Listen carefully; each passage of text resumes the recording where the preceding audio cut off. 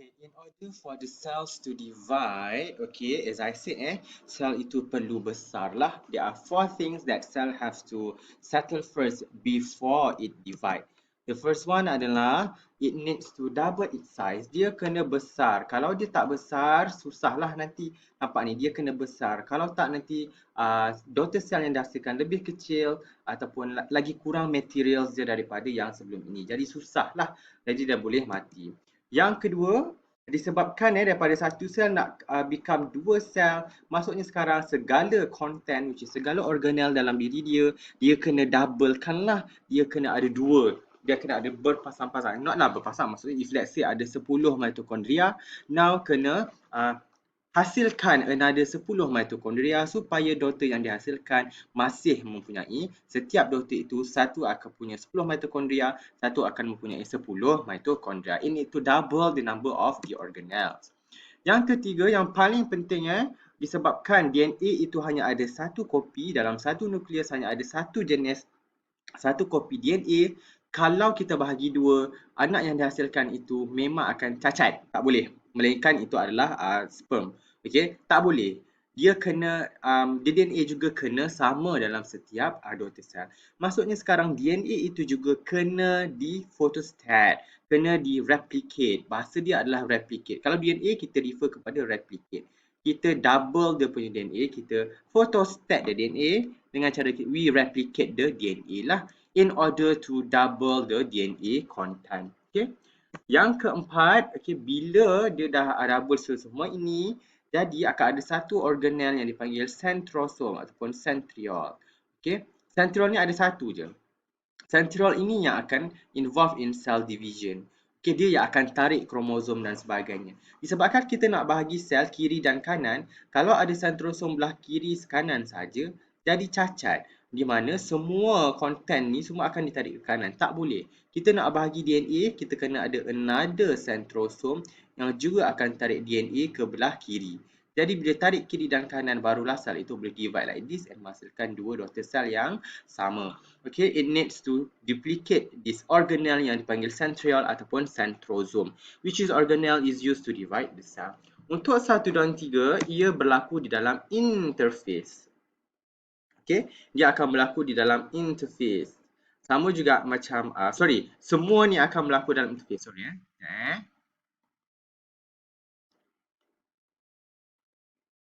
Semua ini berlaku di dalam interface. Sorry, maaf salah fakta sikit. Semua ini berlaku di dalam interface. Dan kita akan tengoklah what are the phases. Okay, all these dia akan happen di dalam interface. So mari kita tengok the interface. Ini adalah gambar raja yang telah selukis dekat iPad. Okay, sejak nak tunjuklah daripada G1 ini sel tu besar ni. Kemudian sel tu dah start besar sikit. Kemudian dekat dalam S-phase DNA itu daripada satu DNA dia become 2 DNA. Okay, dan sebelum itu dekat dalam G1 awak boleh nampak size of the organelle. Okay, mula endoplasmic reticulum ni besar ni je. Tiba-tiba semakin dia menghampiri S-phase, dia dah semakin besar dia punya endoplasmic reticulum. Golgi pun daripada 1 dah become 2. Mitochondria daripada become 2 become 3. Okay, awak boleh nampak ada penambahan organelle di situ. Size of the plasma membrane juga semakin besar. Daripada kecil, now dia dah makin lebar sikit. Automatic content cytoplasm juga semakin banyak content dia, isi dia. Cuma pada ketika G1 masih satu DNA, one copy of DNA. Tetapi bila masuk S-phase, synthesis phase, DNA is replicated, the replication of DNA occurs, menghasilkan 2 copy of DNA, tapi sementara saja. Kemudian G2 tadi, the size of the organelle semakin besar, semakin banyak. In term of rough endoplasmic reticulum semakin banyak dan organelle tadi semakin bertambah lah. Dan awak boleh nampak dekat S-phase centrosome itu dia dah start ada. Sebelum ini dia macam bersepah-sepah dalam sel, tapi dia dah start assemble. Cuma bila masuk G2 phase daripada satu centrosome dia dah become 2 centrosome. Inilah yang akan cause the cell division to occur. That's why dia kena ada 1 dan 2. Satu di kiri, satu di kanan lah. Okay, but as you can see, the number of organelle ni semakin bertambah pada G2. Okay. Jadi the first one is the G1 ataupun gap 1 phase, this one. Gap 1 phase of interface, dia adalah longest phase. Di mana pada ketika ini, the thing is that the volume of cytoplasm akan bertambah. Cytoplasm tadi dia makin bertambah. Inilah. Okay, volume dia daripada banyak ni, now sel itu semakin besar, jadi dia makin bertambah. Akan ada juga organelle synthesis di mana organelle tadi dia start dihasilkan. Okay, contohnya mitokondria tadi dia dah become 3, daripada 2 become 3 mitokondria. Ada juga protein, enzim dan sebagainya. Dalam ni saya tak tunjuklah, tetapi dalam ni ada banyak protein-protein. Okay. Dan pada ketika ini disebabkan ada pertambahan bilangan mitokondria, jadi that's why lah dia akan menghasilkan ATP. ATP pun semakin lama semakin meningkat. But as you can see, organelle, the number and the size of organelle semakin bertambah. The size ni daripada besar ini giraffe endoplasmic reticulum, yang dia dah besar like this lah. Okay, akan adanya per growth of the organelle. Okay, dan juga the duplication of organelle. Bila sampai kat G1, bila dah habis je G1 ni, as I said, pada sikit ni DNA masih satu kopi. Dalam G1, DNA masih satu kopi. Tetapi akan selepas habis G1, pada ketika synthesis phase, pada ketika ini apa yang berlaku adalah DNA daripada satu copy of DNA, dia akan undergo DNA replication producing two copy of DNA. Okay. Nanti kita akan tengok cells akan duplicate copy of its chromosome. Inilah kromosom tu adalah daripada DNA. DNA ni daripada satu DNA dia become dua DNA. Nanti kita akan tengok macam mana rupanya. Actually satu DNA ni dia kalau kita bungkuskan dia, kita ikat-ikat, bentuk dia macam ni lah.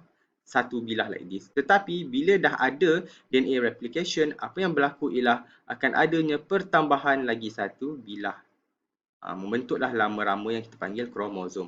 This satu bilah inilah DNA-nya, dan akan ada DNA replication, maka akan ada new wings ni, akan ada new DNA yang inilah bilah yang kedua. Okay, that's why ini dipanggil kromatid. Satu ini dipanggil kromatid, dua ini kalau kita refer ni adalah disebabkan adalah sama, yang ini kita panggil sister kromatid, kakak. Okay, sebab dia adalah samalah. Okay, pada ketika ini juga centriole ataupun centrosomes akan appear. Dia dah start ada. Sebelum ini dia berada di dalam cytoplasm, cuma dia tidak assemble. Tetapi bila S phase dia start to assemble dan dia dah start to appear lah. Dia bukan tak ada, dia ada, cuma dia bersepah-sepah. Tetapi bila dekat S phase ni dia akan datang together, the component of the centrosome dia akan assemble lah. Yeah, that's why dia appear. But dalam S phase yang paling utama, the highlight is that DNA replication, di mana two copies of DNA produce lah. Penting. Nanti kita akan tengok kemudian. Habis je S phase di mana DNA dah dua, apa berlaku ialah cells masih tak cukup besar. Jadi sel akan continue to grow its size, to grow its to continue to synthesis its cytoplasmic content, termasuklah organelle. Awak boleh nampak mitokondria daripada 3 mitokondria now dah bertambah jadi 5. Awak boleh nampak the size of endoplasmic reticulum now pun semakin besar. Okay, Golgi apparatus pun tetap samalah, and the thing is that centrosome tadi daripada satu, awak boleh nampak ini satu, now dia dah become 2. Dia juga akan replicate. Okay, dia akan duplicate pun boleh lah.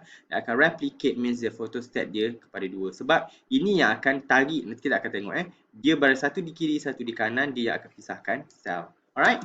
Itu adalah interface. How about the mitotic phase? Habis saja G1 tadi, bila sel ni daripada kecil now dia semakin besar, dan DNA dia daripada satu kopi now dah become 2 kopi, kemudian dia teruskan dia nak membesar. Okay, barulah dia dah ready. When dia ready untuk divide, baru dia akan masuk satu fasa yang dipanggil MM phase. Inilah dia mitosis yang akan berlaku. Pada ketika ini mitosis adalah karyokinesis lah. Mitosis, contoh karyokinesis adalah mitosis. Dan mitosis itu sendiri, kalau degree dia terbagi pada 5 fasa: prophase, prometaphase, metaphase and anaphase. Tetapi untuk degree, we don't learn about prometaphase that much, sebab it's very complicated. Saya pun belajar 1 minggu belajar prometaphase saja. Punyalah banyak masa degree dulu. But kita akan belajar hanya this one: prophase, metaphase and anaphase, dan juga telophase. Awak ingat Pak Mat, PMAT, Pak Mat. PMAT pun boleh seketawa. Sekarang awak ingat prophase, metaphase, anaphase and telophase. But in general ada 5 fasa. Tapi kalau soalan tanya what are the phases in mitosis, awak kena jawab 4 ni. Inilah dia dalam syllabus awak. Okay? Dan mitosis ini dia adalah shortest. Dia dikira agak cepat sebab dia kena cepat. Kalau tak nanti sel akan mutation dan sebagainya. Okay, melibatkan mitosis which is a karyokinesis. We separate the nuclear content which is the chromosome, the DNA. After that baru akan ada cytokinesis di mana kita akan divide dia punya cytoplasm. Barulah akan menghasilkan 2 daughter cells. Okay. Cytokinesis akan berlaku sejurus selepas mitosis. Habis je mitosis, barulah cytokinesis. Okay. Untuk mitosis, sorry, awak ingat 4 phase saja. Okay, prophase, metaphase, anaphase and telophase. Dan habis saja mitosis, which is kita bahagi dia punya kromosom kepada 2 bahagian. Bila dah bahagi 2 bahagian, barulah kita akan potong sel itu kepada 2. Okay, we akan separate its cytoplasm and this process is known as cytokinesis. Occur after the mitosis involve division of cytoplasm, and cytokinesis inilah yang allows a separation of daughter cells to continue to happen. Kalau cytokinesis tak ada, satu sel ini akan ada 2 copy of chromosome. Kita akan kira sel ini mutation, mutated cell. Ini sel akan berbahaya kepada diri kita. Dia akan boleh menyebabkan cancer. Usually bila sel salah divide macam ni, kita akan terus bunuh dia lah. Okay, yang tu bila awak degree awak belajar lebih lanjut. Memang sangat menarik. Okay. Dan sebelum we go into more detail, before we dive in through the cell division, what we have to know adalah, we have to know some of the terminologies in cell division. The first one is the chromatin. Okay, basically chromatin itu apa? Okay, chromatin itu DNA. Kalau DNA macam ini adalah bentuk DNA yang kita belajar dalam chapter 1. This one adalah DNA. DNA itu bukan dalam sel dia, bukan dalam nukleus dia, bukan macam tu macam ni saja, tidak. Dia akan di-adjust, dia akan wrap around this histone protein. Okay, as I said, di ibarat gelendung-gelendung benang. Okay, sebab kita tak nak DNA itu terlalu bersepah. Okay, dan this gelendung-gelendung benang walaupun kita ikat dengan gelendung benang, ini dia masih nipis. Inilah dia chromatin. Okay, chromatin inilah dia structure of chromatin. Dia halus. Walaupun DNA ni dia associated with histone dan it will form this macam membentuk satu tali yang sangat halus, fiber yang halus.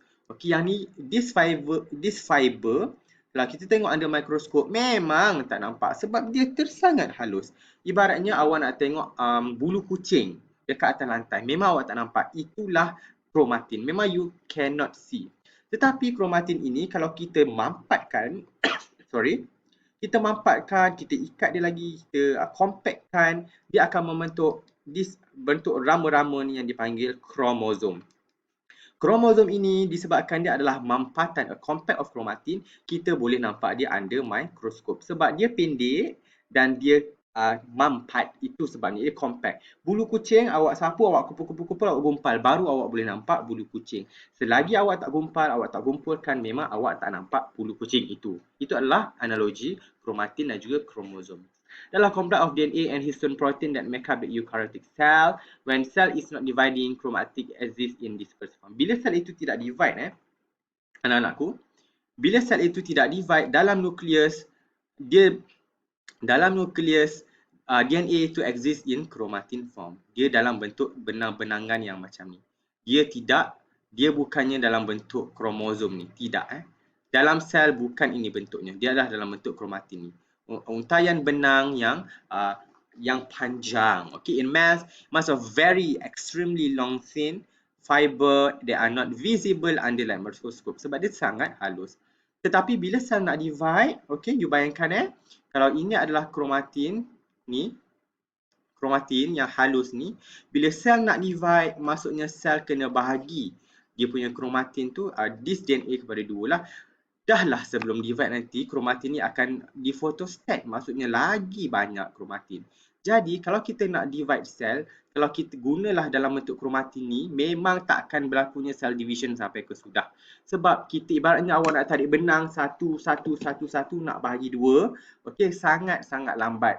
Jadi macam mana cara nak memudahkan? Awak ambil benang tu, awak gulung dan dekat gelendung dia, kau ini adalah segulung benang. Lepas tu awak bahagi je 2 macam tu, lagi cepat. Okay, that's why untuk dia divide, this chromatin dia akan compact, compress, membentuk kromosom yang macam ni, membentuk kromosom satu kiri, satu kanan, barulah kita bahagi yang ni masuk dekat sel ini, yang another one masuk dekat sel yang lagi satu. Sebab lagi cepat, sebab kita dah compresskan chromatin dalam bentuk kromosom. Okay?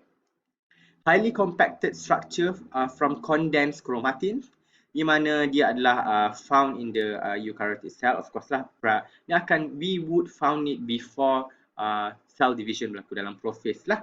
Tetapi walaupun bentuk dia macam ni, Awak jangan lukis macam ni salah. Awak kena lukis dia kiri,